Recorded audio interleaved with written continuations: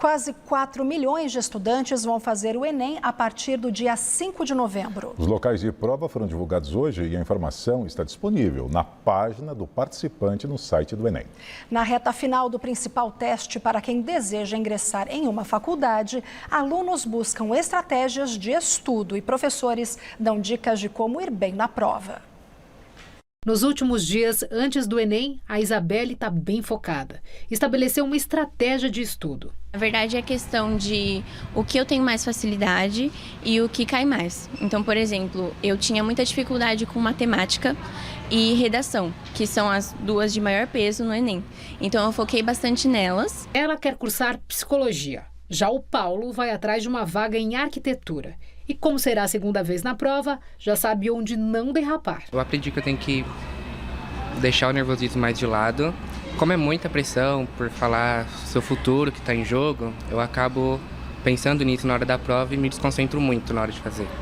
Aí eu acabo errando muita coisa por isso. O Exame Nacional do Ensino Médio é a principal porta de entrada nas instituições de ensino superior. E depois da fuga de alunos durante a pandemia, voltou a crescer o número de participantes, com 13% a mais que o último ano. Serão 3.900.000 candidatos. As provas serão nos dias 5 e 12 de novembro. E nessa altura do campeonato, quem estudou, estudou. Vou dar um recado não para o aluno, mas eu vou dar um recado para a família. Pais, acolham os seus filhos nesse momento, porque é tudo que eles precisam. Porque eles já se cobram, como você mesmo disse, né? Ele não quer ficar mais um ano de cursinho e tal. São 180 questões objetivas de 4 áreas do conhecimento, divididas em 4 matérias: linguagens, códigos e suas tecnologias, matemática e suas tecnologias, ciências humanas e ciências da natureza. Parte de humanas, que eu tenho mais dificuldade pessoalmente, assim. E eu vou tentar focar o máximo nisso para conseguir meus pontos necessários. Tento estudar só de semana. De fim de semana eu dou uma relaxada, não tento estudar muito. Até estudo, mas menos. Essa é outra dica que o professor gosta de lembrar. Ficar até altas horas com a cara nos livros não adianta. O corpo precisa estar equilibrado. Não é recomendado ficar 4, 5, 6 horas direto estudando. Sempre fazer pausas.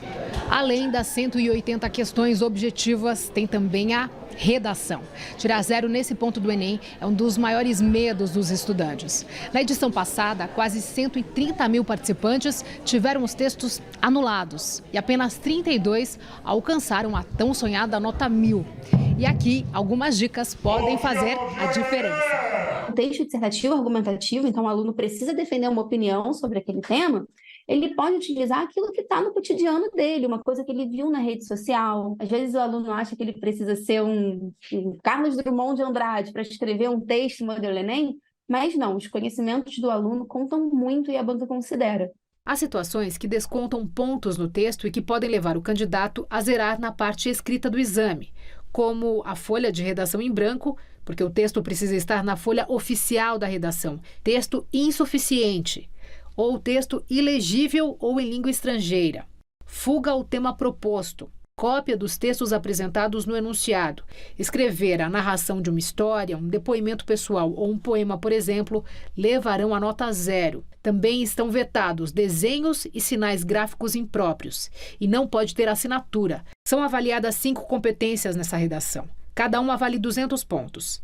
E qual é o segredo para obter a nota máxima nesse item decisivo? Se perguntar por que isso é um problema, quem sofre com isso, quais são as suas causas, as suas consequências. Isso fornece ferramenta legal, assim, base argumentativa para o aluno conseguir construir uma argumentação consistente e vai, com certeza, deixar o aluno em vantagem na hora de conseguir a vaga dele. Parece